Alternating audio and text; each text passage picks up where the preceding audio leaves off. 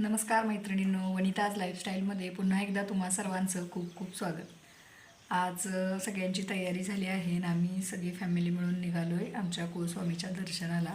तर तुम्ही देखील चला आमच्यासोबत. आणि इकडे बघा सगळ्यांची कशी तयारी चालली आहे, म्हणजे ऑलमोस्ट झालं आहे सगळ्यांचं. तर चला. संजू इकडं आत्या बसलीत, इकडं रंजना आत्या येत आहेत, अहो बाहेर गेलेत. गाडीची वाट बघायचं चाललंय, गाडी येते गावात. आणि वाजलेत 7:45. एक कपडा दे ना इकडं.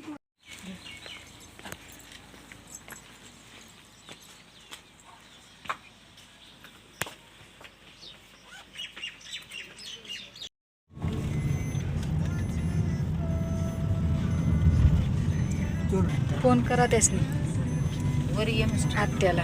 संजू फोन करा आत्याला. मंगल तशी निघाली त्या क्लिप बीप सगळं मॅचिंग घाललं. अगो बाई, नाही बाई, माझ्या लक्षात आलं मॅचिंगचं. आत्या आली आमची संजूची. इकडे बघा.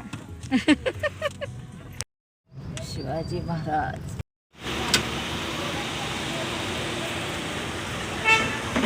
पोचलो आम्ही महालक्ष्मीला. आधी महालक्ष्मीचं दर्शन.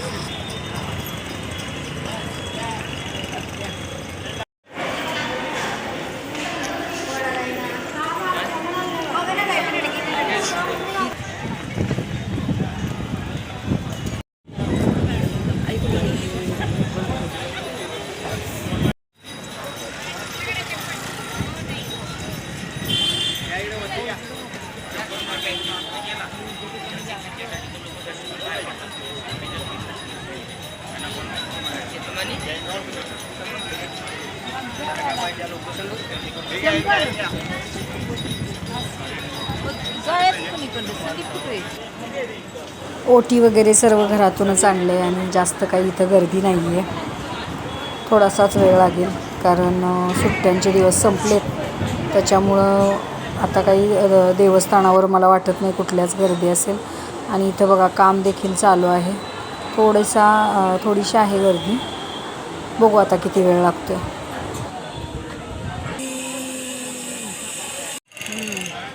झालं आमचं अंबाबाईचं दर्शन कोल्हापूरचं. झालं का दर्शन? झालं की दर्शन. अर्ध्या पाऊण तासात गर्दी नाही, ऊन आहे पण जास्त.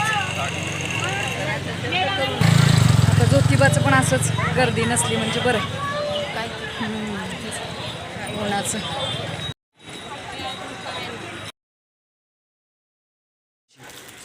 चला. त्याच्यात हाय हो जीजी, त्या ह्याच्यात आहेत.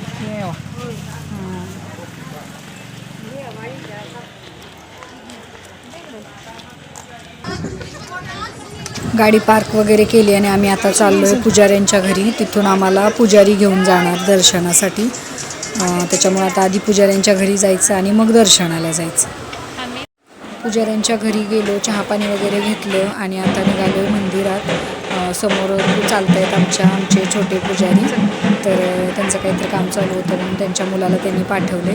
आणि गर्दी नाही, पण पुजारी सोबत असले की पुरुषांना पूर्ण मंदिरामध्ये नेतात, म्हणजे मूर्तीच्या पायाला मस्तक लावता येतं. म्हणून आज पुजाऱ्यांच्या सोबत चाललो. तू खूप वर्षात आल्या म्हणून गर्दी नाही. संजना खूप वर्षात आल्या ना. होय संजू, 4 वर्षात आल्या म्हणून गर्दी. पप्पा बघेले. अशा प्रकारे शांततेत अगदी छान असं ज्योतिबाचं दर्शन झालं. कारण आता सुट्ट्यांचे दिवस वगैरे संपलेत. नाहीतर सीझन असला, सुट्ट्या असल्या की चैत्र यात्रा वगैरे वारीच्या वेळेस आपण जर आलो तर मग काही ज्योतिबाचं दर्शन शांततेत होत नाही, कारण गर्दी खूप असते. आणि आज काहीच गर्दी नसल्यामुळे असं मन भरून देवाला बघता आलं आणि अशा प्रकारे आमचं छान असं दर्शन झालं. त्यानंतर ज्योतिबाच्या मंदिरात आजूबाजूला असणारी परिसरातील जी छोटी मंदिरं आहेत, काळभैरव, शनिदेव, त्यानंतर कामधेनू या सगळ्या देवांचं देखील सगळ्यांनी दर्शन घेतलं, प्रदक्षिणा घातली. आणि इकडं असं मोठ्या प्रमाणावरती बांधकाम चालू आहे. त्याच्यामुळे तुम्हाला जरी यायचं असेल तर पुजाऱ्यांना कॉल करून या, कारण कधी कधी मंदिर दर्शनासाठी बंद देखील असतं.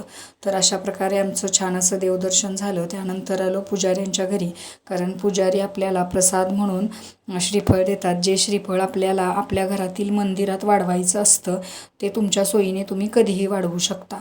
तर अशा प्रकारे सगळ्यांनी पुजारी मामींचं दर्शन वगैरे घेतलं आणि त्यांचा निरोप घेऊन आम्ही निघालो, कारण आम्हाला परत जायचं होतं यमाईच्या दर्शनासाठी. आणि यमाईचं दर्शन घेऊन आम्ही तसंच परतीच्या प्रवासाला निघणार होतो. इथं थोडीफार खरेदी केली आणि त्यानंतर आम्ही यमाईला गेलो, कारण ज्योतिबाचं दर्शन घेतल्यानंतर यमाईचं दर्शन घेणं हे क्रमप्राप्त असतं. म्हणजे ज्योतिबा आणि यमाईचं दर्शन हे घ्यावंच लागतं. तर इथं यमाईच्या मंदिरात पोचलो. यमाईला देखील काहीच गर्दी नव्हती, त्याच्यामुळे एक 5-10 मिनटातच छान असं यमाईचं दर्शन घेतलं आणि मस्त असं दर्शन घेऊन आम्ही बाहेर पडलो. इथं यमाईच्या मंदिरात जे आपण नंदी बघतोय, तर हे शर्यतीचा नंदी आहे, जो दर्शनासाठी ज्योतिबा आणि यमाईला आणलेला. अशा प्रकारे बरेच नंदी येतात, नेहमीच दर्शनासाठी वगैरे आणले जातात. तर इथं तुम्ही बघू शकता यमाईच्या मंदिरात काहीच गर्दी नाही, नाहीतर नेहमी केवढी लाईन लागलेली असते आणि काही शिस्तीत असं दर्शन होत नाही. तुम्ही देखील यमाईचं दर्शन घ्या. आम्ही निघालोय आता. झालं यमाईचं दर्शन, ज्योतिबाचं. हां, लवकर झालं सगळ्यांचं. किती वाजले?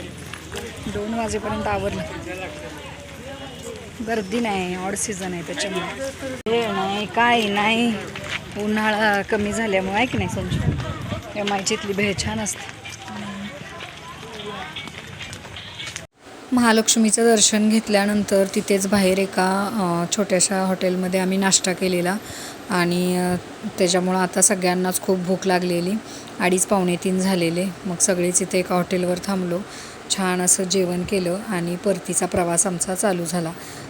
जिजींना म्हटलं ननंदबाईंना चला घरी एक दिवस राहिला, तर त्या काही तयार नाहीत.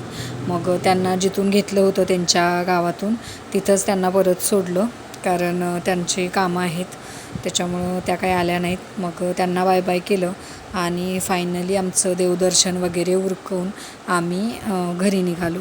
आणि ज्योतिबा देवदर्शन वगैरे झालं की उन्हामुळे की काय माहिती पण कंटाळाच येतो, त्याच्यामुळं गेला की थोडासा आराम देखील केला. इकडं चाललं आहे माझ्या लेकीचा चहा. ज्योतिबावरून आल्या सगळे आता चहा पिऊन रिलॅक्स करणार आहेत. आत्या चहा पिताय? झालं का व्यवस्थित दर्शन? झालं चांगलं, आरामशीर अगदी. होय. सगळे आता रिलॅक्स बसलेत आणि अशा प्रकारे आमचं देवदर्शन व्यवस्थित झालंय सगळं. निवांत बसलेत. संजना चहा बनवते. तर कसे वाटतायत व्हिडिओ ते कमेंट करून नक्की कळवा आणि आपल्या चॅनलला लाईक, शेअर, सबस्क्राईब करायला अजिबात विसरू नका. धन्यवाद.